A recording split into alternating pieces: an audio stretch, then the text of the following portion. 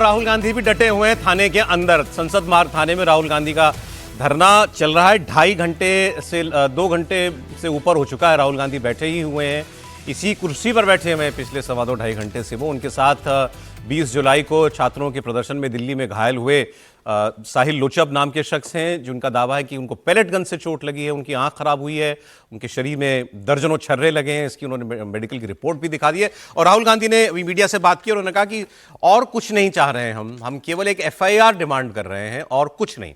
FIR नहीं हो रही है इस लड़के की, होनी चाहिए। पिछले 1 हफ्ते से ये खुद प्रयास कर रहा था, नहीं हो पाया तो मुझे इसके समर्थन में आना पड़ा, लेकिन पुलिस अभी भी FIR दर्ज नहीं कर रही है। बीजेपी कह रही है ये सब ध्यान भटकाने का मुद्दा है। वंदे मातरम पर बहुत खिंचाई हो रही है, आलोचना हो रही है कांग्रेस की। राहुल गांधी इसलिए ये ड्रामा कर रहे हैं।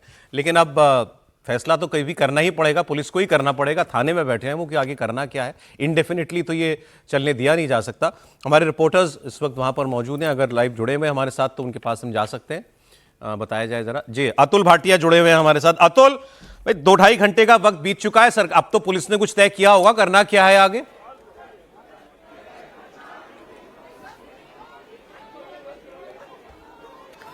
देखिए सौरभ, सीधी सी बात यह कि इसमें कोई FIR तो पुलिस नहीं करने वाली है, क्योंकि पुलिस ने अभी तक इस बात को एक्सेप्ट नहीं किया कि पैलेट गन चली है।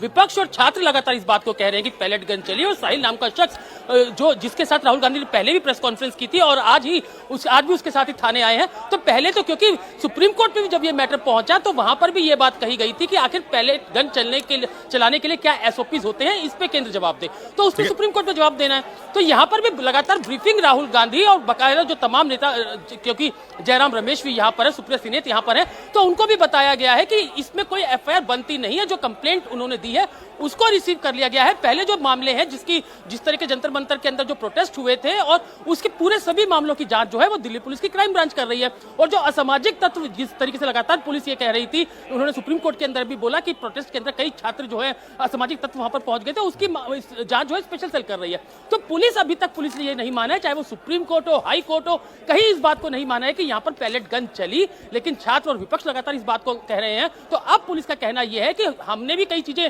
सुप्रीम कोर्ट को बताई हैं, अपने एफिडेविट सुप्रीम कोर्ट के अंदर दिया है। तो जो भी चीजें, क्योंकि अब 5 चलिए आप कह रहे हैं कि पुलिस का मानना है इसमें FIR नहीं की जा सकती, तो फिर करेंगे क्या? राहुल गांधी को तो वहां से हटाना होगा ना, कभी ना कभी तो पुलिस को वो भी एक्शन लेना पड़ेगा।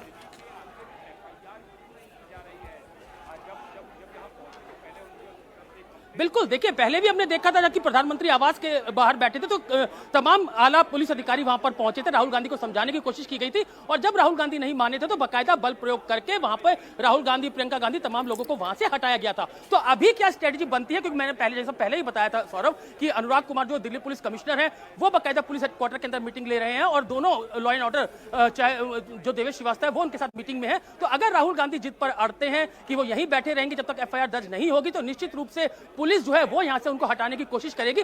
मुश्किल से 100-150 की संख्या में लोग यहाँ पर आप देखेंगे कि 100-150 के करीब लोग जो हैं वो थाने के अंदर हैं। तो हटाना कोई बड़ी बात नहीं है। अभी पुलिस की कोशिश यही है कि राहुल गांधी समझे, तमाम जो, क्योंकि जयराम रमेश अभी DCP ऑफिस के अंदर गए हैं, DCP सचिन शर्मा, और इसके अलावा ज्वाइंट कमिश्नर नई दिल्ली नुपुर प्रसाद उनके साथ में है। तो तमाम बातचीत की जा रही है।